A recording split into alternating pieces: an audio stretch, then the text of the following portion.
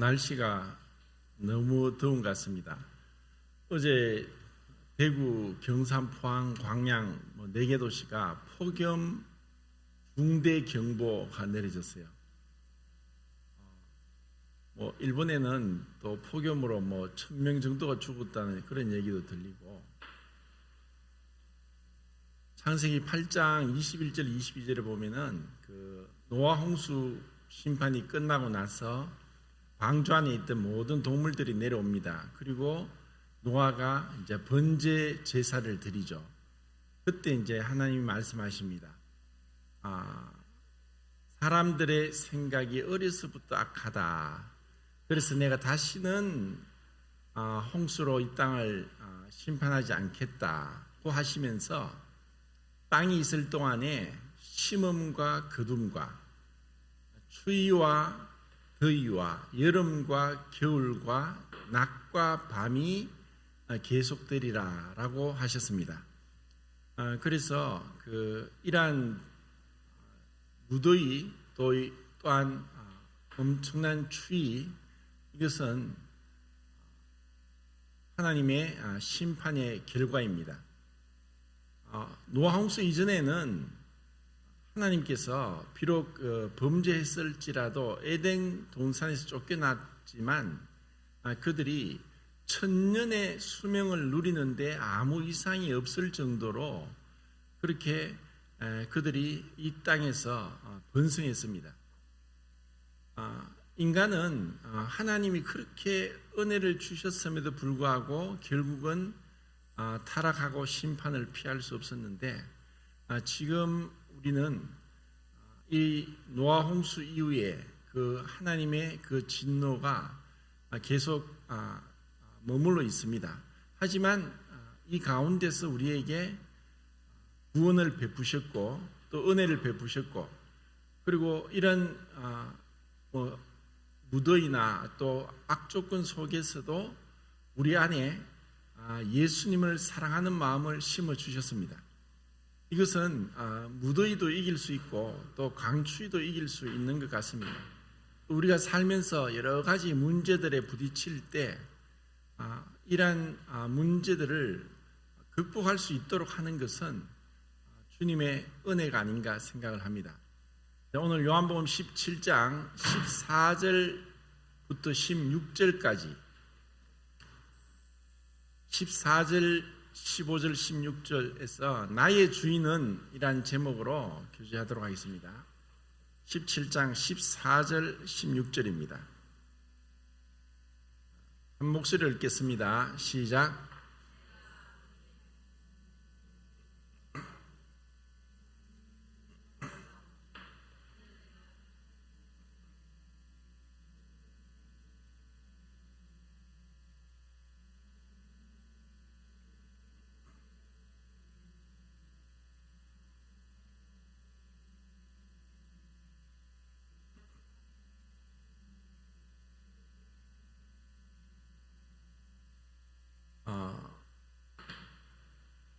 앞에서 계속 말씀드렸듯이 하나님께서 우리에게 주신 선물은 말씀입니다. 그 말씀으로 우리의 삶이 변화되었고 또 그 말씀이 우리의 삶을 지금까지 지속되게 하셨습니다. 지난주 수요일 날 갈라디아서 말씀을 보면서 바울이 1장 1절과 11절에서 두 번이나 이것은 사람의 뜻으로 또 사람으로 말미암은 것도 아니다. 오직 하나님으로부터 온 계시로 말미암은 것이다. 그리고 하나님과 또 예수 그리스도를 죽은 자 가운데서 살리신 하나님의 그 부르심으로 사도가 된 말씀이다라고 자신의 그 부르심을 간증을 합니다. 갈라디아 교회에 들어온 유대인들, 율법주의자들이 바울은 예수님 제자가 아니다. 그리고 오히려 예수님을 믿는 그리스도인을 핍박했다. 그리고 사도들, 예루살렘에 있는 사도들과 상관이 없는 자다 하고 비방을 했고, 그러면서 바울이 전하는 복음에다가 할례나 안식일이나 또 먹는 것에 있어서 율법적인 것을 더해야만 구원을 받는다라고 하는 다른 복음을 전함으로 인해서 바울이 이러한 것을 변호하기 위해서 자신의 부름에 대해서 간증을 합니다. 오늘날도 마찬가지입니다. 사람들은 지금 어떤 율법주의자들과 같이 그렇게 눈에 보이는 것을 쫓고 또 행위를 강조하고 사람을 내세웁니다. 오늘날도 그렇게 이야기하죠. 당신 다닌 교회의 교파가 무엇이냐? 목사님이 어느 신학교에서 공부했느냐? 목사 안수는 누구에게 받았느냐? 자, 이것이 세상 사람들이 추구하는 것입니다. 동일하게 사도 바울에게 있어서도 그렇게 겉으로 드러난 것을 얘기했을 때 바울은 하나님으로부터 직접 받은 계시에 대해서 얘기를 합니다. 그러면서 15절 16절에서 하나님께서 어머니 뱃속에서부터 나를 택정하시고 은혜로 나를 부르셔서 하나님이 그 이방의 복음을 전하기 위해 나를 내 속에 자신을 나타내기를 기뻐하실 때 내가 사도들과 의논하지 않고 예루살렘에 가지 않고 아라비아로 갔다가 다시 다메섹으로 돌아왔느니라 라고 고백을 합니다. 어머니 뱃속에서부터 나를 택정하시고 은혜로 부르셨다. 그리고 그 이방의 복음을 전하기 위해서 내 속에 하나님의 나타내시기를 기뻐하셨다. 그리고 혈육과 의논하지 아니했다. 하나님 말씀을 받을 때에 이 바울과 같이 그런 하나님으로부터 직접적인 그런 계시가 주어집니다. 흔히 또 우리가 생각할 때 우리는 바울이 다메섹 도상에서 그런 극적인 변화가 없었다라고 할지 모르지만 또 바울은 빌립보서 4장 9절에서 내가 너에게 전한 것을 배우고 받고 듣고 본 바를 행하라. 그리하면 평강의 하나님이 너희와 함께 계시리라 라고 말씀하십니다. 결국 하나님으로부터 직접 계시를 받은 자들에 의해서 가르침을 받고 배우고 듣고 본 바를 하나님 말씀으로 알고 순종할 때에 우리는 하나님이 함께 하시는 것을 압니다. 이것이 예수님께서 우리에게 말씀을 주신 것이다. 그 말씀이 없이는 우리는 어떠한 것도 할 수 없다. 그리고 이런 말씀을 받음으로 인해서 우리는 세상으로부터 불러냄을 받게 되었다. 골로새서 1장 13절에 너희를 이 악한 세상에서 건져내어 사랑의 아들의 나라로 옮기셨다. 이것은 전적인 하나님의 은혜의 역사입니다. 우리는 그냥 세상 가운데서 소망 없이 하나님 없이 이방인으로서 율법도 없었고 또 아무런 어떤 희망이 없었죠. 그냥 세상에 썩어질 것을 쫓아 살아가던 자였습니다. 이 세상 풍조를 따르면서 공중의 권세 잡은 자가 역사하는 영을 따라서 우리는 불순종하며 살아가던 자였습니다. 그렇게 허물과 죄로 죽었던 우리를 하나님이 살려주셨습니다. 우리 안에 말씀이 들어왔고 그리고 그 은혜의 빛이 비쳤고 그러면서 우리는 이 세상으로부터 불려냄을 받아서 교회 안으로 들어오게 됐습니다. 이 교회는 믿는 자들, 그리스도와 한 몸 된 지체들, 그리스도와 한 생명 안에서 한 피바다 한 몸 되은 그 찬송가 가사처럼 우리는 놀라운 하나님의 가족으로서의 부름을 받게 된 것입니다. 그러다 보니까 세상에서 우리는 미움을 받는다. 세상에 속하지 아니하였다. 요한복음 18장 36절에 보면 빌라도에게 재판을 받을 때 빌라도가 정말 의아해합니다. 도무지가 죄가 없는데 유대인들은 계속 십자가에 못 박으라고 합니다. 자기는 아무리 봐도 죄가 없다. 그러면서 그 여러 가지 기회를 주지만 예수님이 하신 말씀은 내 나라는 이곳에 속한 것이 아니다. 만약에 내 나라가 이 땅에 속했더라면은 나의 천사들이 12영 더 되는 천사들이 나를 이 유대인의 손에서 건져내었을 것이다. 내 나라는 이 땅에 속한 것이 아니다 라고 분명하게 말씀을 하셨습니다. 예수님은 늘 그러한 가운데 하나님의 나라의 주인으로서 그리고 이 땅에 계속 사시면서 믿는 제자들에게 또 지금 말씀을 받은 우리에게 비록 우리가 이 땅에 살고 있지만 우리의 시민권은 하늘에 있고 그리고 우리는 이 세상에 속하지 아니하였다는 것을 계속 깨닫게 하십니다. 그러니까 이 세상의 어떤 풍조를 따르지도 않고 이 세상의 이런 흐름에 인해서 우리의 마음이 평강이 깨어지고 흔들려서는 안 됩니다. 늘 우리는 그리스도로 인해서 그 평강한 가운데 안식하는 그리고 기쁨과 감사가 넘치는 삶이 우리의 삶입니다. 이 세상은 요한일서 5장 19절에 있는 말씀은 온 세상은 악한 자 안에 처했다.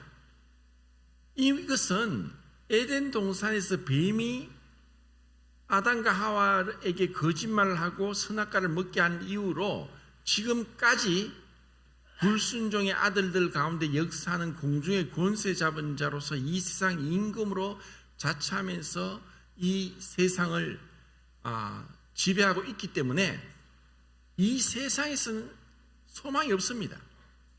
이 세상에서 어떠한 것을 하더라도 하나님의 작정하신 뜻을 변개할 수 없습니다. 우리가 어떠한 수를 선다 할지라도 심판은 점점 다가오고 있습니다. 이 세상의 심판. 그래서 하나님은 원수 갚는 것이 내게 있으니 내가 갚으리라. 그러면 우리는 이 세상 가운데 어떻게 사는 것이 합당한가?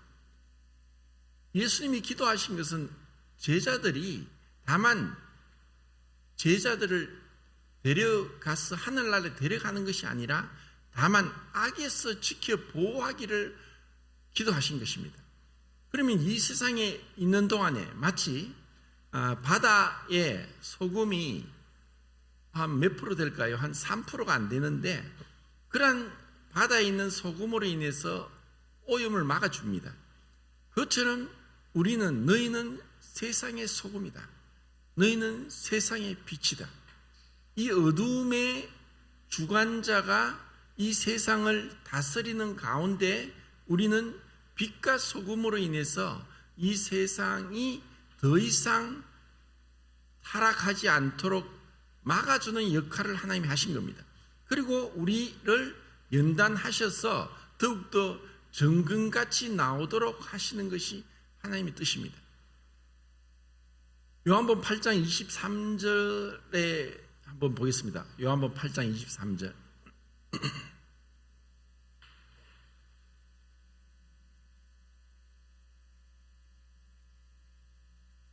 시작.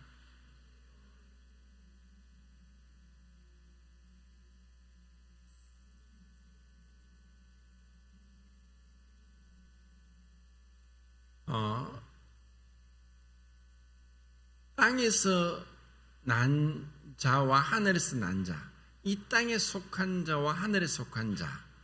자, 우리는 요한복음 1장 12절 13절 말씀에 따라서 영접한 자 곧 그 이름을 믿는 자들에게는 하나님의 자녀가 되는 권세를 주셨으니 이는 혈통으로나 육조나 사람의 뜻으로 나지 않고 오직 하나님께로 난 자들이니라.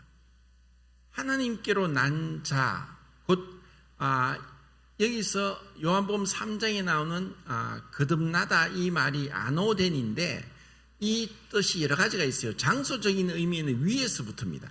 그래서 여기서 말씀은 위에서부터가 아노덴인데 우리가 그냥 거듭나다는 말이 두 번 다시 나다 이런 어떤 방법적인 면에서 두 번 다시 난 것도 그렇지만 장소적인 면에서 위로부터 난 자입니다. 하나님께로부터 난 자죠. 예수님이 하나님께로 난 자인 것처럼 예수님을 믿는 그리스도인도 하나님께로 난 자고 위로부터 난 자입니다. 그래서 우리는 이 땅에 속하지 않았습니다. 그래서 이 세상이 심판받을 때 우리는 들림받게 됩니다. 이러한 우리의 소속감, 우리의 이러한 것이 있을 때 이 세상에 대해서는 어떻게 우리가 초연할 수 있고, 그리고 이 세상의 온갖 죄악으로 인해서 우리가 마음이 상할 수도 있고 하지만, 단지 우리가 세상을 향해서 가질 수 있는 정말 한 가지 마음이 있다면은 어떻게 하든 한 사람이라도 예수 그리스도께 인도하기 위해서 우리가 이 땅에 있는 것입니다. 이것이 그리스도인의 삶의 목적입니다. 왜냐하면 이 세상은 절대로 변하지 않습니다. 흔히 그런 말을 하죠. 사람은 변화시켜서 사용할 수 없다. 죽을 때까지 변하지 않는다. 죽을 때 조금 마음이 움직일 수 있지만 죽을 때까지 변하지 않는다. 하나님이 변화시키지 않으면은 불가능합니다. 하나님의 은혜가 아니고는 우리가 변화될 수 없습니다. 그러면 하나님의 은혜가 어떻게 임했느냐? 그 말씀을 받고, 이제 나는 이 땅에 속한 자가 아니구나. 그리고 이 악에 대해서 보존을 어떻게 받느냐? 서두에 제가 말씀드렸듯이 그 노아 홍수 이후에 심음과 거둠과 추위와 더위와 여름과 겨울과 낮과 밤이 계속 있을 것이다. 이 세상은 소돔 고모라 때도 마찬가지고 지금도 마찬가지고, 이스라엘이 왕이 없으므로 각각 자기 속인에 옳은 대로 행한 것처럼 사사시대 때도 마찬가지고, 또 비록 그 통일왕국 시대 다윗이 솔로몬이 다스릴 때도 마찬가지고, 분열왕국 시대에 19명, 20명의 왕들이 남왕국, 북왕국을 다스릴 때도 마찬가지로 죄악이 횡행하고 만연한 세상입니다. 2015년도에 우리나라에 그 하나의 법이 없어졌는데 그것이 간통죄입니다. 그래서 지금은 그것으로 인해서 형사법이 적용되지 않습니다. 그러면서 전국적으로 막 일어난 게 뭐냐면 사립탐정입니다. 제가 한번 찾아보니까 전국에 한 1만 명 이상의 사립탐정들이 활동한답니다. 이런 일들이 이제 법적으로 안 되니까 죄가 없어지는 게 아니라 죄는 그대로 있지만 그러한 죄를 어느 정도 컨트롤할 수 있는 그 방법이 바뀐 것입니다. 형사가 경찰이 했던 것을 이제는 사립탐정이 하는 거예요. 그래서 그러한 사립탐정들 얘기를 잠깐 들어보니까 지금 우리가 소돔과 고모라에 살고 있구나. 우리는 지금 소돔과 고모라에 살고 있어요. 이것을 이 세상의 어떤 질서, 통치를 한마디로 이야기하면은 그냥 무지함, 어둠, 거짓, 불의, 불경건이라고 할 수 있어요. 이러한 것에서 우리가 불러냄을 받았다는 거예요. 그러니까 우리가 어떻게 보면은 그리스도인이 이 세상을 사는 것은 현실적으로 볼 때 굉장히 고통스러운 거예요. 마치 롯이 소돔과 고모라 성에 살고 있으면서 베드로가 그렇게 얘기했죠. 저 의인 롯이 고통 가운데 있었다. 롯은 신분적으로 의인이었기 때문에 그 소돔 고모라 성에 있으면서 그 자체가 있는 것 자체가 고통이었어요. 사실 우리도 이 세상을 바라볼 때 참 괴로운 거예요. 사람들이 죄를 죄로 여기지 않고 죄를 물마신 같이 하고 머리부터 발끝까지 성한 곳이 없고 그리고 오히려 뻔뻔스럽게 죄악 가운데 있는 것을 자랑하고 떠벌리고 있는 이런 세상에 있으니까 우리가 이상한 거죠. 우리가 마치 외계인이고 우리가 마치 장애인처럼 취급받는 거예요. 왜냐하면 우리는 하나님의 말씀으로 다스림 받고 있기 때문에 세상 사람이 살아가는 방식과는 다른 거죠. 이런 가운데 하나님께서 그러면 우리에게 어떻게 이 세상의 악으로부터 지켜 보호하시는가? 주님이 이 세상에 속하지 아니하면서 이 세상에 사신 그 삶을 우리가 어떻게 따라가는가? 그것이 우리가 참 배워야 될 것이라고 생각합니다. 출애굽기 17장 14절부터 16절까지 보면은 이스라엘 백성이 출애굽하고 나서 한 달 정도 지나고 나서 어떤 일이 있었냐면은 애굽에서 가져온 양식이 떨어졌어요. 그래서 한 달 지나고 나서 하나님께서 만나를 주시는 거예요. 그래서 10계명 중에서 네 번째 계명이 안식일을 지키라는 건데 10계명을 시내산 도착하기 전부터 제일 먼저 받은 계명이 안식일입니다. 안식일 계명입니다. 6일 동안은 아침마다 나가서 만나를 주어서 그들이 하루 먹을 것을 하나님이 그저 공짜로 값없이 주셨어요. 그러면서 일곱째 날은 여섯째 날에 둘째 날 만나까지 주신다. 그래서 일곱째 날은 안식해라, 나가지 마라 했는데도 그들이 그 말씀을 믿지 않고 나갔다가 허탕치고 돌아온 거예요. 그런데 그 만나가 놀랍게도 평일날에는 하루 먹으면 되는데 그걸 욕심 있게 더 많이 거두어 가지고 그 다음날 먹으려고 하면 상해서 못 먹는 거예요. 그럼 동일한 만나인데 6일째는 이틀 먹을 안식일 때까지 먹을 걸 주셔도 안식일날 그 만나가 상하지 않았다는 거예요. 그 만나가 어떤 다른 만나를 그 6일째 주신 것이 아니라 그것이 하나님께서 모든 걸 지켜보신다는 거예요. 하나님이 우리에게 무엇을 필요한 것을 우리가 기도하기 전부터 알고 계신다는 거예요. 그런데 사람들은 이미 그때부터 계명을 범하는 거예요. 그러고 나서 그들에게 이제 르비딤에 도착했는데 물이 없어서 또 불평하다가 이제는 아말렉과의 전쟁을 합니다. 아말렉과 전쟁을 하는데 여호수아가 그들과 전쟁을 하는데 그 전쟁의 승패가 여호수아의 칼날에 있지 않고 그 산 위에서 모세가 손을 들면 이기고 내리면 지는 거예요.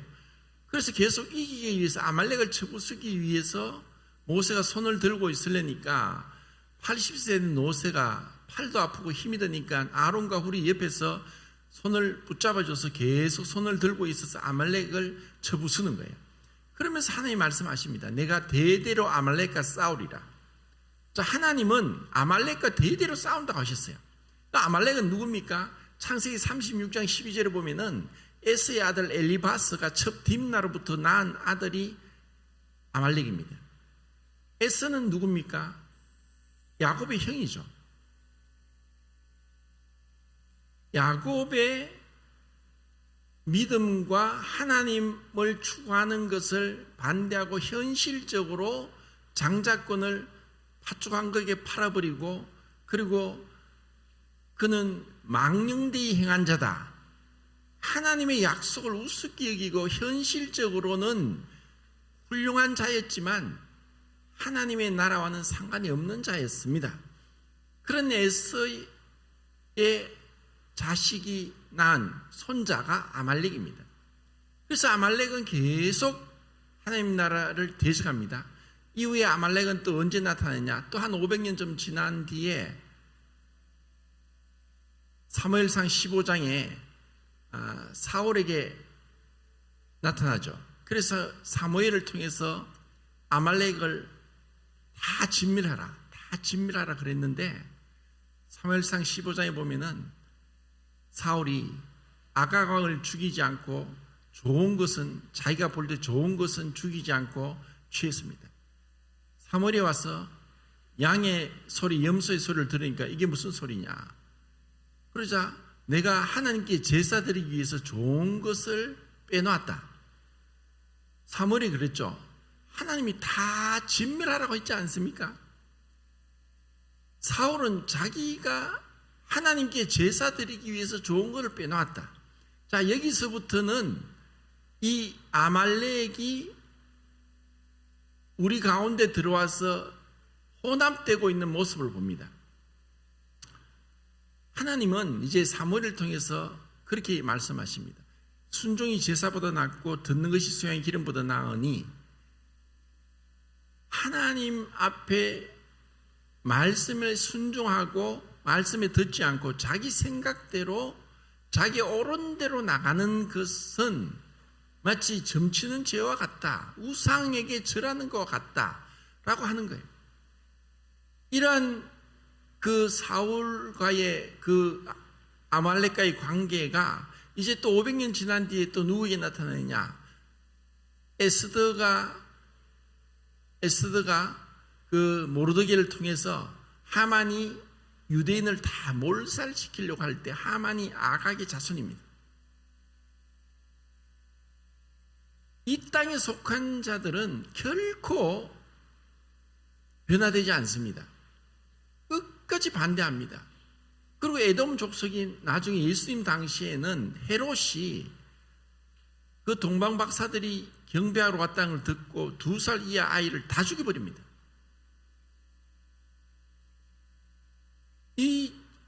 이러한 어마어마한 죄가 결국 그러면은 어디로 갔습니까? 이 세상 가운데 있습니다. 이 세상은 변하지 않았어요. 이 세상을 우리가 변화시킬 수 없다는 거예요. 그러면 이 세상의 죄악이 또 어디에 있느냐? 우리 안에 있다는 거예요. 자, 로마서 8장을 보겠습니다. 로마서 8장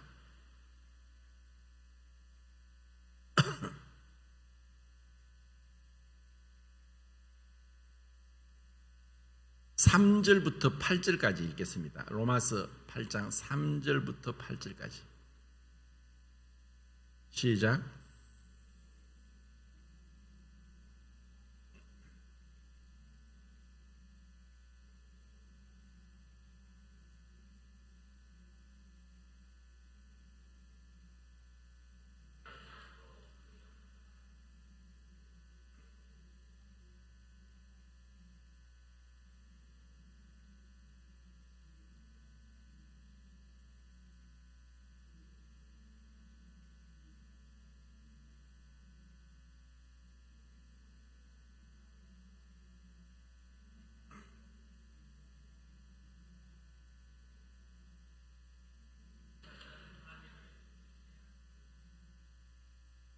예.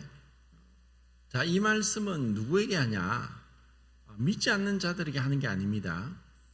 이것은 구원받은 그리스도인에게, 그러므로 그리스도 예수 안에 있는 자는 결코 정죄함이 없나니 그리스도 예수 안에 있는 생명의 성령의 법이 죄와 사망의 법에서 너를 해방하였음이니라 하고 1절 2절에 말씀하셨어요. 그리고 하나님은 육신 안에 있는 이 불순종의 씨, 이것은 아말렉이고 에서고 그리고 그 헤롯이고 이와 같은 불순종의 씨 하만이고 이러한 것이 아직까지 우리에게 있다는 거예요. 그러면 우리가 하나님의 말씀대로 순종하면서 이 육신에 있는 이 육신을 따르지 않고 우리 안에 계신 영을 따라 행하는 자에게 율법의 요구가 이루어지게 하려 하심이라. 그 율법의 저주로부터 우리가 그리스도와 함께 십자가에 못 박힘으로 구원받았지만 율법의 요구는 우리가 우리 힘으로 하는 것이 아니라 우리 안에 계신 그 영을 따라 행함으로 우리가 율법의 요구인 사랑을 이룰 수 있다는 거예요.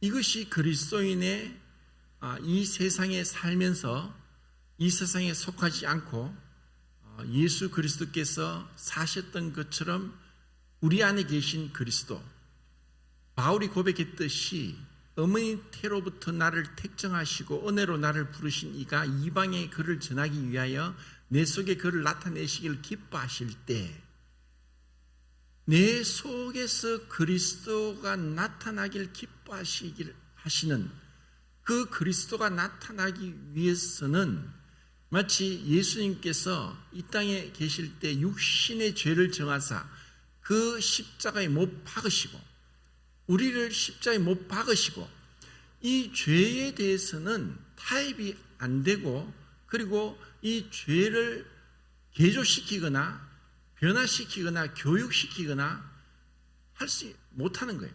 오로지 하나님의 방법은 죄에 대해서는 십자가에 못 박는 거예요.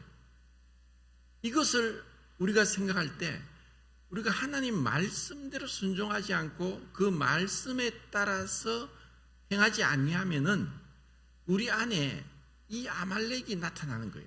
하만이 나타나는 거예요. 그리고 아각이 나타나는 거죠. 헤롯이 나타나는 거예요.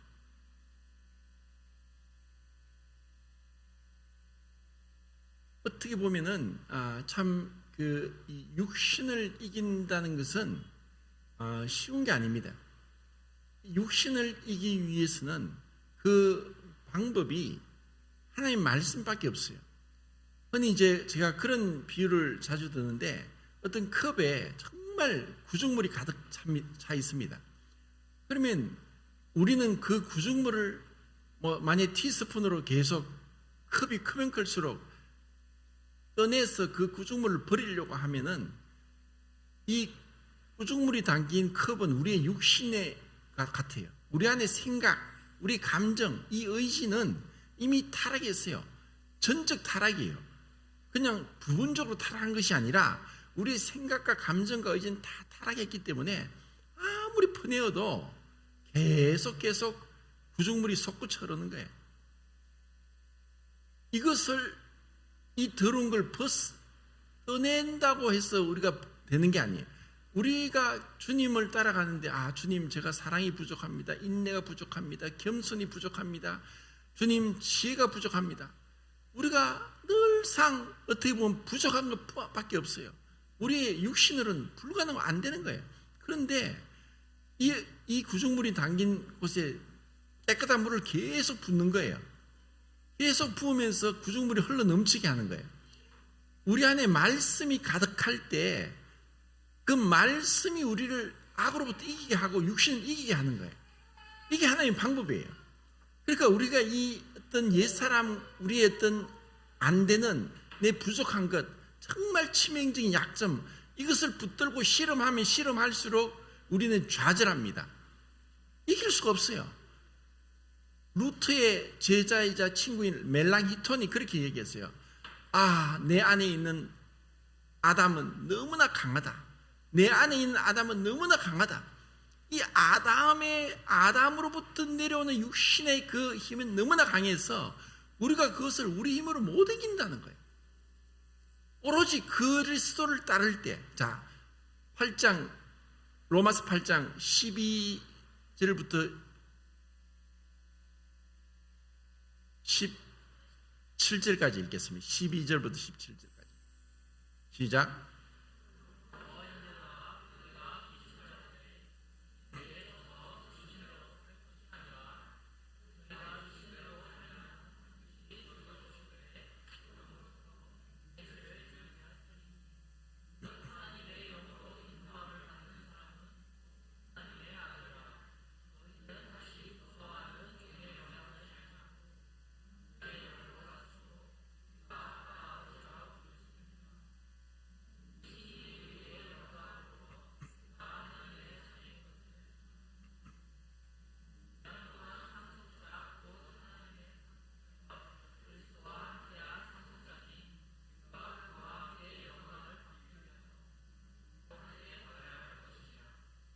이제 우리가 육신대로 살며 육신에 질 것이 아니다. 우리는 종의 영을 받지 않고 아들의 영을 받았다. 그리고 만약에 우리가 육신대로 살면 반드시 죽을 것이로되, 여기서 죽는다는 것은 하나님 앞에 계산되지 않는 삶입니다. 마치 롯이 소돔과 고모라 성에 살면서 육신대로 삶으로 모든 게 불타버려서 부끄러운 구원을 받았듯이, 그렇게 육신대로 살면 반드시 죽을 것이로되 영으로서 몸의 행실을 죽이면 살리니 무릇 하나님의 영으로 인도함을 받는 그들이 곧 하나님의 아들이다 라고 하셨습니다. 우리는 그리스도와 함께 상속자로 부름을 받았어요. 우리가 누리게 될 영광은 그리스도와 함께한 상속자입니다. 그것은 어마어마한 거예요. 이 세상의 어떤 부귀영화가 그것으로 우리가 마음이 뺏길 일도 없어요. 아무리 돈이 많은 일론 머스크나 만수르가 돈이 억수로 많다고 만수르라고 그러던데, 아무리 돈이 많아도 그건 썩어질 거예요. 불타버릴 거예요. 우리는 하늘에 그리스도와 함께 된 상속자예요. 그래서 우리는 그리스도와 함께 말씀을 따라서 경건하게 살면서 고난을 받는 거예요. 그리고 내 안에 있는 육신, 아말렉, 하만, 아각, 헤롯을 영으로서 이기는 거예요. 그리스도께서 나를 통해 종기 되기를 원하고, 그리고 내 안에서 내 아담으로부터 내려온 모습이 아니라 그리스도의 형상이 나타나고 그리스도의 모습이 나타나도록 우리가 그리스도 발 앞에 엎드리는 거죠. 이러한 삶이 주님께서 원하시는 그러한 복된 삶이라고 생각합니다. 이상입니다.